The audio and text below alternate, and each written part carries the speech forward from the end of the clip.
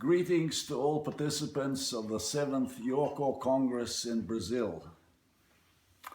On the topic of health and education for the 21st century, focusing on the future that we want. Very important. Congratulations on being able to hold this Congress. Also, you're holding it in the Yoko Hall, the new Yoko Hall, which Oshuni-sama visited recently and opened. So congratulations, parabéns.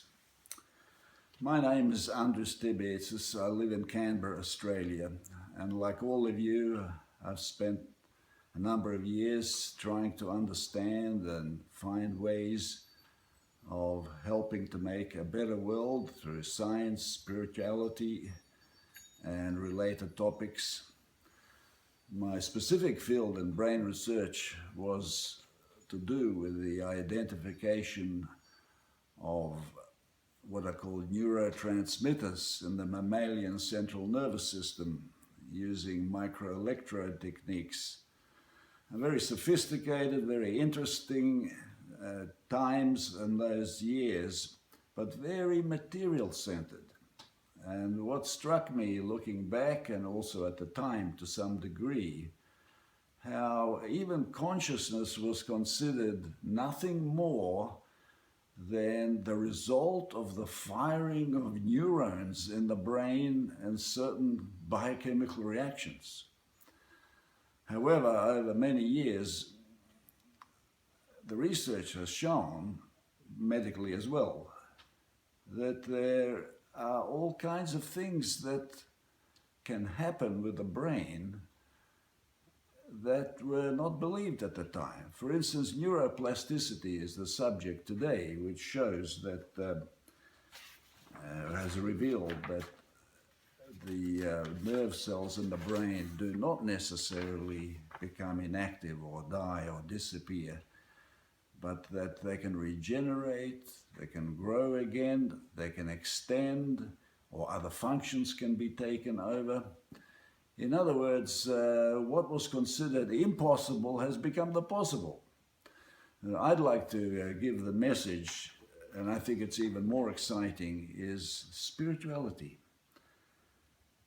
Through the evidence from various kinds of researchers and clinicians through what are called near-death experiences and related phenomena, it is becoming apparent that consciousness is something that exists beyond the brain. Using different words, this means that the mind and the physical body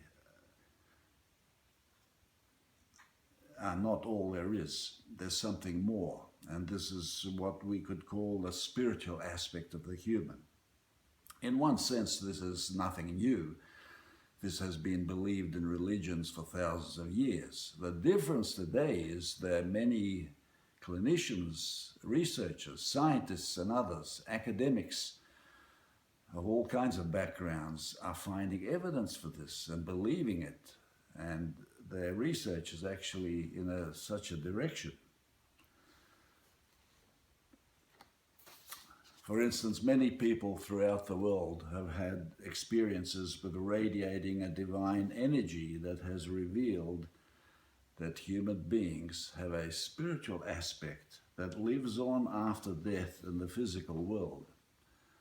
And I'm one of those people. This is why I would like to give my humble view to this Congress, that in order to achieve a good health system and a good education system in the 21st century, in other words, to help build a future that we want, which is the topic of this Congress, it is important to recognize the spiritual aspect of the human being.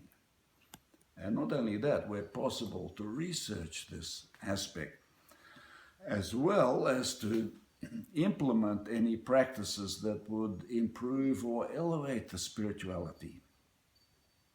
In other words, I'd like to emphasize that spirituality is not something just restricted to religion. And more than that, it is not a small thing to be dealing with. It is something of great importance that we cannot ignore if we want to make a high-level civilization, a wonderful world of love and harmony, truth, goodness and beauty.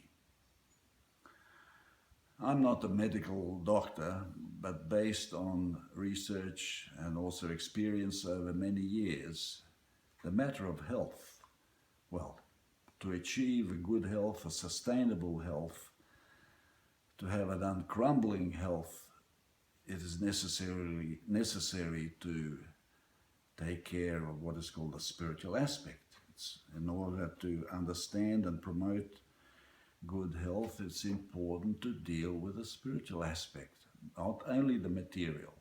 True, the material approach, materialistic or material-centered approach, has given great progress to medicine, and it is still of value, but there are limitations in both understanding and practice.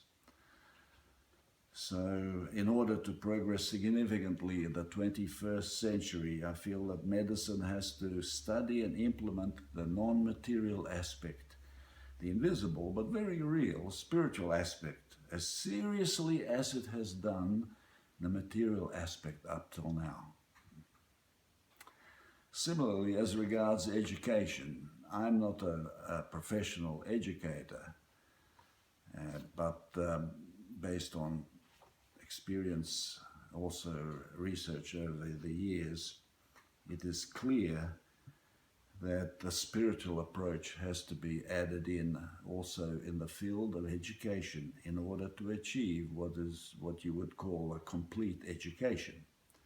Just to take one example, if the teacher has a high-level moral nature which is expressed through virtuous behavior, words and thoughts, this will have a positive effect on the teacher's students that go beyond the academic content of what the students are learning.